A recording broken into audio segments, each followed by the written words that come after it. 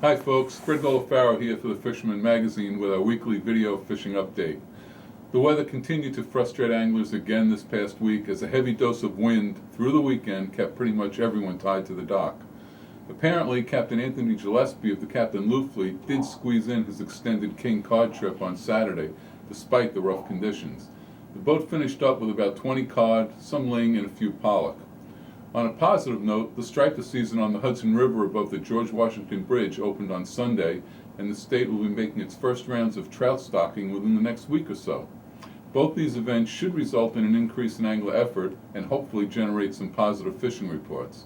Flounder season opens on April 1, and while a 2-fish bag limit may not be much motivation to stock up on bait, chum, and fuel, a few nibbles from flatfish might be just what the doctor ordered to help recover from what was a hellish winter.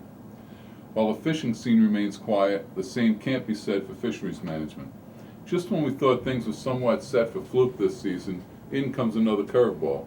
At the last ASMFC meeting, everyone understood that the regional plan set forth for 2014 translated into a 4-fish, 18-inch size limit and a reduction in the season by 28 days, with each state in our region able to set their season accordingly. After a review of the data by the technical committee, it turns out that they feel too many fish are harvested during the Wave 3 period, which is May and June. As a result, we can only fish 45 days during those 2 months, likely pushing the start of fluke season back almost another week from the expected May 10 start. On the other hand, they also decided that the bag could be extended to 5 fish, as well as allowing one smaller fish for shorebound anglers.